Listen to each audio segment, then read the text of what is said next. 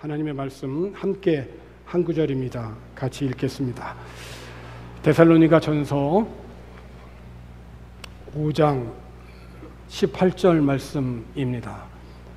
한 목소리로 같이 읽겠습니다. 범사에 감사하라. 이것이 그리스도 예수 안에서 너희를 향하신 하나님의 뜻이니라. 아멘. 7월 한 달 동안 주일 예배 설교를 통해서 하나님이 기뻐하시는 것, 그것이 무엇인지를 주제별로 이렇게 살펴보면서 은혜를 나누고자 합니다. 특별히 오늘 맥주감사주일을 맞이하여서 하나님이 기뻐하시는 것, 그 첫 번째로 감사에 대해서 살펴보려고 합니다. 어느 날 임금님이 맛이 기막히게 좋은 요리를 잡수신 후에 감탄을 했습니다. 이제껏 먹어본 요리 중에서 이것이 제일이었기에, 이렇게 훌륭한 요리를 만든 요리사는 세계 제일의 요리사임에 틀림이 없으니 많은 상을 주어야겠다면서 요리사를 불렀습니다. 요리사는 임금님의 이야기를 듣고는 겸손해했습니다. 임금님, 칭찬해 주시니 참 감사합니다. 대단히 기쁩니다마는 이 요리는 제가 기술이 좋아서만이 아닙니다. 만약 좋은 야채를 제공해 주는, 그렇게 야채를 파는 사람이 없으면 제가 어떻게 이렇게 맛있는 요리를 만들 수 있었겠습니까? 칭찬해 주시려거든 좋은 야채를 파는 그런 채소 장수를 칭찬해 주십시오. 듣고 보니까 그렇게 생각이 되어서 임금님이 채소 장수를 불렀습니다. 왕궁으로 불려간 채소 장수는 칭찬의 말을 듣고는 깜짝 놀라며 말합니다. 임금님, 그거는 천만의 말씀입니다. 저는 그저 야채를 팔았을 뿐이고 칭찬받을 사람은 제가 아니라 그 야채를 키운 농사꾼이겠죠. 그래서 농사꾼이 이제 불려갔습니다. 농사꾼은 무언가 잘못한 것이 있을까 하여서 두려운 마음으로 임금님 앞에 나아갔습니다. 그리고 자기가 농사한 야채가 세상에서 가장 맛있다라고 하는 이야기를 듣자 깜짝 놀랐습니다. 임금님, 그것은 틀립니다. 제가 땅을 갈아 씨를 심어도 때를 따라 비를 주시고 햇볕을 주시는, 단지 저는 대대로 농사꾼이었기 때문에 씨 뿌리면 내가 수확할 수 있다는 것을 알고 있습니다. 저는 열심히 일한 것뿐입니다. 감사의 인사는 하늘에 계신 하나님께 드려야 하는 게 당연하다라고 생각을 합니다. 누군가 지어낸 이야기일 텐데요. 분명한 것은 사람이 어디에 살건, 왕궁에 살건, 농촌에 살건, 도시에 살건, 우리가 하루 세 끼 밥을 먹고 산다라고 하는 것은 하나님의 은혜인 줄 알고 감사를 드려야 마땅하다는 것입니다. 은혜를 깨닫는 사람만이 감사할 수가 있고, 감사한 사람이 하나님 앞에 나와 경배할 수 있습니다. 10명의 문둥병자들이 자신의 병을 고치기 위하여서 자신의 마을로 지나가는 예수님을 향하여서 소리를 질렀습니다. 우리를 불쌍히 여겨달라고. 한마음 한뜻이 되어서 10명이 부르짖는 소리에 예수님이 주목하시고 제사장에게 가서 너희 몸을 보이라고 하셨습니다. 어떤 터치도 하지 않으시고 가서 제사장에게 몸을 보이라는 그 말씀에 그들은 순종하여 가는 도중에 자신의 몸들이 깨끗이 나았다는 것을 발견하고 너무도 놀랐습니다. 하지만 그 10명의 문둥병에서 고침받은 사람 중에 단 한 사람만이 예수님께 돌아와서 감사했습니다. 자신이 병이 고침을 받은 것을 깨달은 사람만이, 진정으로 깨닫고 감사한 사람만이 예수님 앞에 나와서 무릎을 꿇을 수가 있었다는 것이죠. 누가 감사할 수 있는 사람입니까? 은혜를 깨달은 사람, 은혜를 깨달은 사람만이 감사할 수가 있고, 감사할 수 있는 사람만이 주님 앞에 나와 무릎을 꿇을 수가 있고, 이것은 계속해서 선순환이 되어서 감사할 수 있는 사람은 계속해서 그의 삶 속에 감사한 일들이 일어날 수밖에 없습니다. 예수님은 그에게 육신의 질병에서 고침받은 은혜뿐만이 아니라 영혼의 죄에서도 구원받는, 내 믿음이 너를 구원하였다라고 하는 영혼과 육신의 전인적인 구원을 허락하여 주셨던 것입니다. 그러므로 감사는 오늘 우리들의 삶의 모든 영역에 가장 훌륭한 약임에 틀림이 없습니다. 이스라엘 백성들이 출애굽 이후에 광야에서 40년을 살았습니다. 심지도 않고 거두지도 않았는데 그 거친 광야에서 백성들이 어떻게 살 수 있었냐면 하나님께서 하늘에서 만나를 내려주셨기 때문입니다. 만나라고 하는 것은 이게 뭐지? 라고 하는 뜻입니다. 그들이 처음으로 못 보던 것을 본 거예요. 그 만나를 통해서 40년 동안 그들은 굶어 죽지 아니하고 살 수 있었습니다. 고수씨같이 희고 꿀을 섞은 과자 같은 맛이 나는 것으로 하나님께서는 안식일 날에 나가서 일하지 않고 거두지 않고 안식일에 있을 이틀치의 양식을 거두게 하고 나머지 모든 날은 매일 아침 나가서 그 만나를 거두게 하셨습니다. 필요한 만큼, 먹을 만큼만 거두게 하셨어요. 이 말씀에 순종하지 않고 욕심내서 더 많이 거둔 사람은 집에다가 저장은 물론 했지만 벌레가 먹어서 먹을 수가 없게 되었죠. 뿐만 아니라 어디선가 메추라기가 날라와서 진을 덮으면 백성들은 광야에서도 그 충분한 단백질을 섭취할 수가 있었습니다. 뿐만 아니라 반석에서 물을 내게 하셔서 사람이 살 수 없는 그 광야에서 40년 동안을 훈련했습니다. 이런 만나가 언제 그쳤냐? 여호수아 5장 12절에 있는 말씀을 보면 또 그 땅의 소산물을 먹은 다음 날에 만나가 그쳤으니, 그래서 이스라엘 사람들이 다시는 만나를 얻지 못하였고 그 해에 가나안 땅의 소출을 먹었더라. 그러니까 하나님의 약속하신 땅에 들어가서 그 땅의 소산물을 먹은 그 다음 날부터 만나는 멈췄다는 것입니다. 다시 말하면 약속의 땅에 들어간 그 해에는 가나안 땅의 소출을 먹었을 뿐만 아니라 그 땅에서 농사하여서 첫 소출을 얻게 되었는데, 그 첫 소출을 얻게 되어진 이 보리를 거두게 되어진 이 절기에 하나님이 베푸신 은혜를 잊지 말고 기억하게 하기 위해서 하나님은 절기를 주셨는데 그것이 바로 맥추절이라는 것입니다. 이렇게 곡식을 거두게 되면 거두어들인 수확을 감사하여서 하나님이 지키도록 하였습니다. 지키라고 하는 것은 권면이 아니라 명령인 것입니다. 꼭 순종해야 할 하나님의 명령입니다. 이와 같이 하나님께서는 기억하고 지켜야 할 절기를 1년에 3번 정해 주셨는데 그 3번의 절기가 무교절 혹은 유월절이죠. 두 번째는 맥추절, 세 번째는 수장절입니다.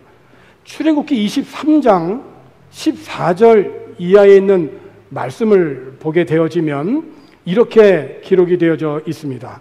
출애굽기 23장 14절, 너는 매년 3번 내게 절기를 지킬지니라. 내가 네게 명령한 대로 아비월에 정한 때에 1해 동안 무교병을 먹을지니 이는 그 달에 네가 애굽에서 나왔음이라. 빈손으로 내 앞에 나오지 말지니라. 16절에 맥추절을 지키라.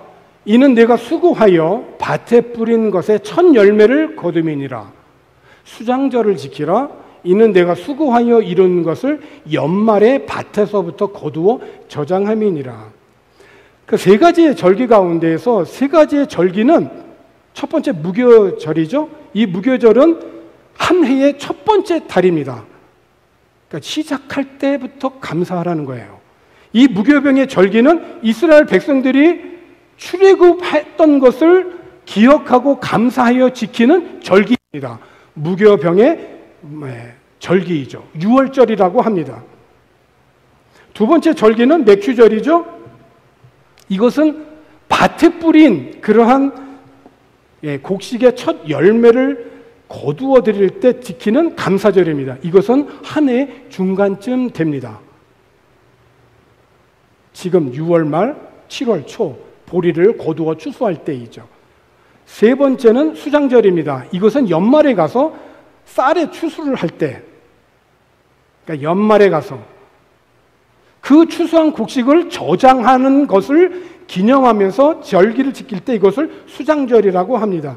그러니까 세 번의 절기는 각각 1월달, 6월 말이나 7월 초, 그리고 11월 하반, 1년 내내 하나님의 은혜를 기억하고 지키며 감사하라고 하는 것이 절기에 담겨져 있는 하나님의 뜻입니다. 특별히 맥추절은 한 해의 첫 소출인 보리를 수확하는 절기인데, 오늘날은 보리 농사를 지어서 하나님께 그 첫 소산물을 드리는 거의 없죠.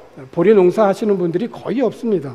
하지만 보리 농사가 한 해의 첫 소출인 중간쯤에 드리는 절기이고, 수장절은 한 해의 끝에 드리는 절기로 곡식을 거둬들이고 수확할 때마다 하나님의 은혜를 잊지 않고 기억하며 감사하는 절기, 이 절기는 계속해서 오늘날도 계승해야 할 것이라는 것입니다. 정리하면 무교절은 출애굽을 기억하며 지키는 이스라엘의 해방 기념일이 되는 것이고, 맥추절과 수장절은 감사의 절기이죠. 그러니까 1년에 2번 특별 감사의 예물을 하나님 앞에 드리는 절기가 맥추절과 추수감사 절기입니다.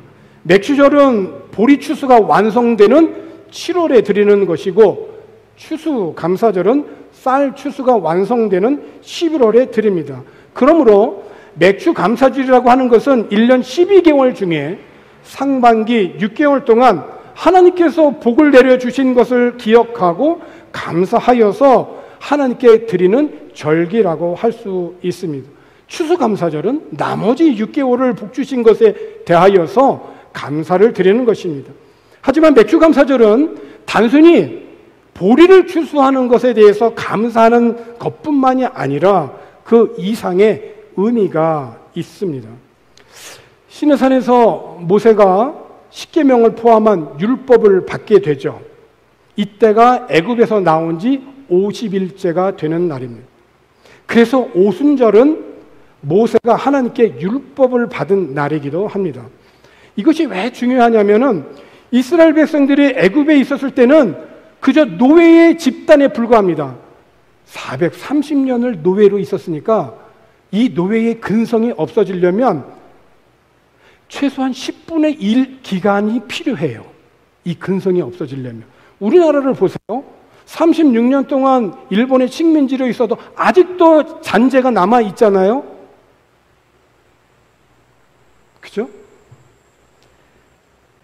430년 동안 노예 집단 가운데 있는 이 집단이 율법을 받게 됐다라고 하는 것은 뭐냐면, 더 이상 이제는 노예 집단이 아니라 하나의 국가로서 법률과 조직을 갖추게 되었다는 의미인 것입니다. 때문에 오순절이라고 하는 것은 그저 보리를 추수한다는 것이 아니고 이스라엘이 하나의 국가로서의 형태를 갖추는 이스라엘의 건국 기념일이라고 볼 수가 있는 것이죠. 이것이 신약 시대에 와서 어떤 의미로 이어지냐면은 맥추절, 보리를 첫 번째 추수하는 이 초실절에서부터 7주 동안 보리를 추수합니다. 77, 49. 그래서 50일째가 되면 그걸 오순절이라고 하죠. 그래서 맥추절, 77절, 초실절, 오순절 다 같은 절기에 다 같은 말입니다. 그런데 이 오순절에 신약시대에 성령이 강림을 하셨어요. 사도행전 2장 1절에서부터 4절까지 말씀을 보면 이렇게 기록되어 있죠. 오순절 날이 이미 이름에, 그러니까 절기상으로 맥추절이 지금 끝에 와 있는 겁니다.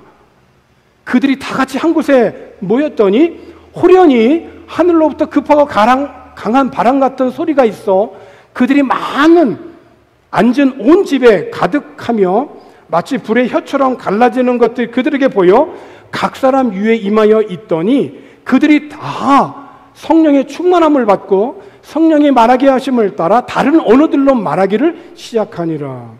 그러니까 예수님이 부활하시고 승천하신 후 제자들이 예수님의 명령에 순종하여서 다 같이 한 곳에 모여서 주님의 약속하신 것을 기다리고 있는 그때에 주님의 약속을 믿고 순종하여 기다린 자들이 다 성령을 받게 된 것이죠.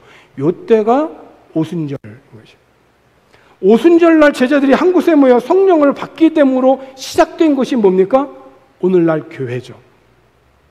그러므로 신약시대의 맥주절은 교회의 탄생일이라고 볼 수 있습니다.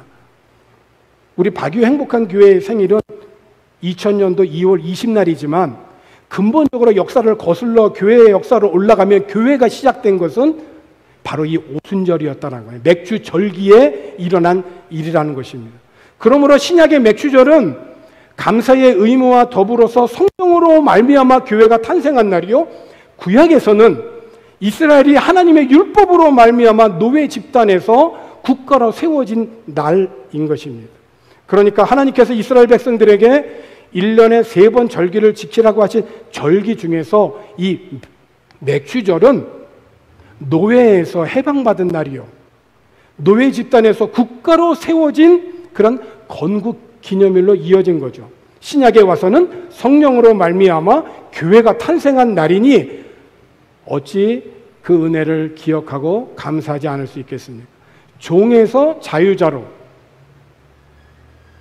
노예 집단에서 국가로, 죄인에서 구원받아 사명자로 세워지는 감사의 날이 맥주절기인 것입니다. 하나님께서 이 3번의 절기를 지키라고 하셨을 때에 주의할 점이 있습니다. 지키라고 명하셨지만 이것을 지켜 행할 때에 기억해야 할 말씀도 있습니다.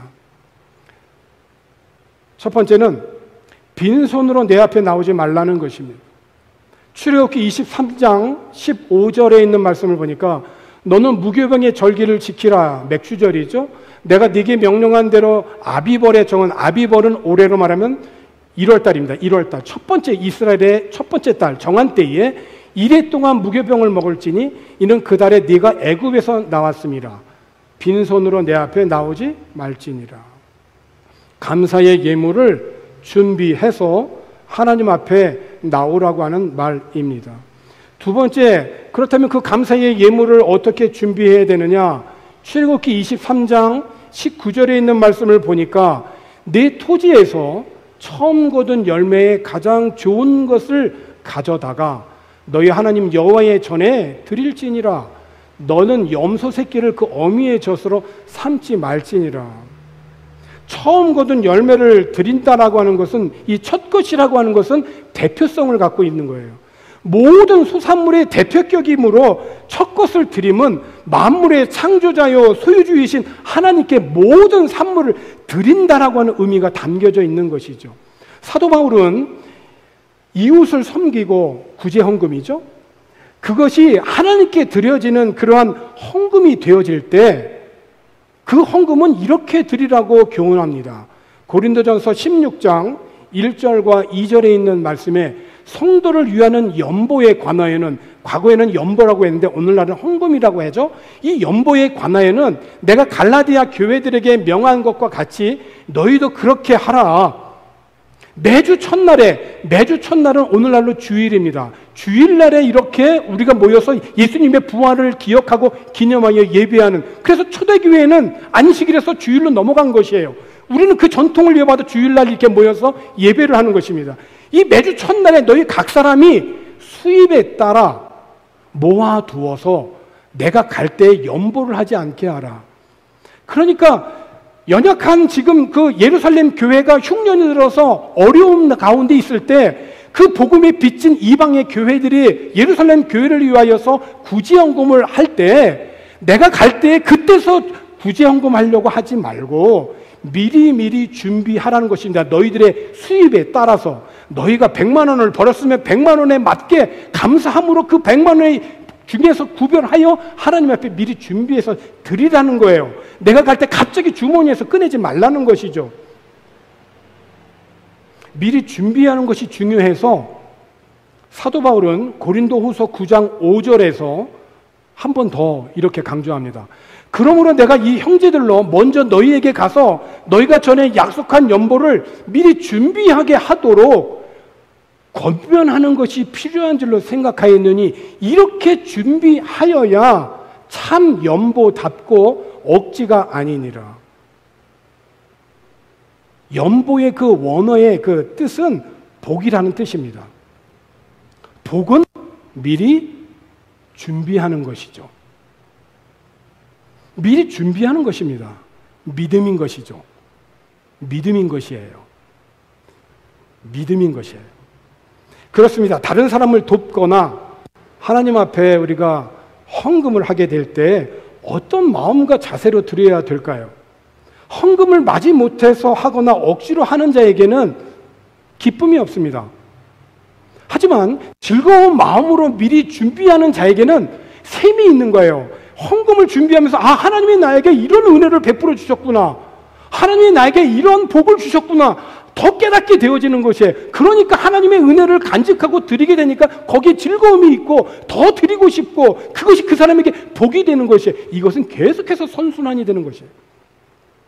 그렇게 미리 준비하는 자에게 하나님의 풍성한 사랑이 깨달아져서 드리는 삶이 더욱 행복하고 즐겁습니다. 오늘 우리들이 인생을 살아가면서 신앙생활하면서 한번 눈여겨보지 않아도 우리가 저절로 느껴질 수 있는 것은 누가 하나님의 은혜와 복을 받고 더 누리며 살고 있습니까? 시기하고 원망하고 불평하고 낙심하고 이러한 자들에게 복이 임합니까? 아니면 어려운 중에도 하나님 앞에 감사하고 더 감사하고 그리고 하나님 앞에 즐거운 마음으로 헌신하고 봉사하고 어떤 사람들에게 더욱더 계속해서 즐겁고 기쁘고 행복한 일들이 일어납니까? 더 이상 말씀드리지 않아도 우리는 더 알 수 있어요. 즐거운 마음으로 미리 준비하는 자에게 하나님의 풍성한 사랑이 깨달아져서 드리는 삶이 더욱더 행복하고 즐거운 거죠.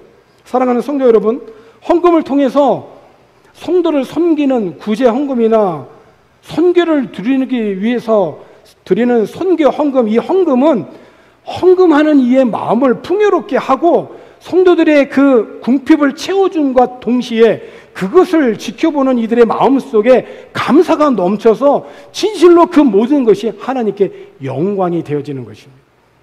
복음을 위해서 즐거운 마음으로 준비하고 헌금하고 구제하며 선교하는 것보다 더 큰 은혜가 없습니다. 그렇지 않고 사람을 섬기고 하나님께 드리는 헌금이 풍성한 말잔치나 자기 자랑과 위선이 되어서는 결코 안 될 것입니다. 하나님의 주권을 인정하고 하나님을 신뢰하고 베푸신 은혜들을 늘 내가 기억하고 그것을 셈하면서 감사하여 하나님이 나와 우리 가정과 생업에 허락하여 주신 그 은혜 안에서 즐거운 마음으로 미리 준비하여 하나님이 예비하신 큰 은혜와 복을 충만히 누리고 또 베풀고 나눌 수 있기를 축복합니다. 말씀을 마치려고 합니다. 맥주 감사절이 비록 구약시대에 이스라엘 백성들이 약속의 땅에 들어간 후에 그 땅에서 난 첫 소출을 수확하며 감사하여 드린 절기이지만은 우리는 이 절기를 통해서 올 한 해의 절반을 여기까지 인도하신 하나님의 은혜를 셈하고 감사하면서 하나님께 영광을 돌리게 됩니다. 맥주절을 지키라고 했을 때 이 맥주절을 지키라고 하는 이 말씀이 언제 백성들에게 주어졌을까요? 광야 생활 중에요. 그들은 아직 씨를 뿌린 적이 없습니다. 광야에서 무슨 씨를 뿌립니까? 감사는 믿음으로 미리 하는 것이죠. 하나님이 미리 감사할 수 있는 그런 명령들을 미리 주셨어요. 그들은 약속의 땅에 들어가서 맥주절을 지키기 이전에 이미 하나님이 이 명령을 주셨다고요. 우리가 이 맥주 절기를 통하여서 과거 이스라엘 백성들이 노예 집단에서 이제 정식적인 하나님의 율법을 받은 하나님의 그 국가로 세워진 그 건국의 기념일, 신약의 맥주절이 성령으로 말미암아 교회가 탄생한 그 교회의 그 생일, 오늘 우리 현대에 와서 맥주 감사주의를 우리가 지내면서 내 모든 죄에서 구원받아 하나님의 자녀가 되고 우리를 교회로 불러주셔서 이 마지막 때에 세속에 물들지 않고 하나님이 원하시는 그 생활 방식으로 하나님이 기뻐하시는 그런 감사의 삶으로 살아가는 그런 오늘 저와 여러분 다 되어지기를 주님의 이름으로 축원합니다. 기도하겠습니다. 하나님 아버지 감사합니다. 범사에 감사하는 것이 이것이 그리스도 예수 안에서 나를 향한 하나님의 뜻임을 알게 하시고 이제 인정하게 하시고 믿게 하시고 신뢰하게 하셔서 우리의 모든 삶이 예수 안에 거함으로 모든 일에 감사하여 하나님께 영광을 돌리는 삶의 예배자들이 되도록 인도하여 주옵소서. 예수님의 이름으로 기도하옵나이다. 아멘.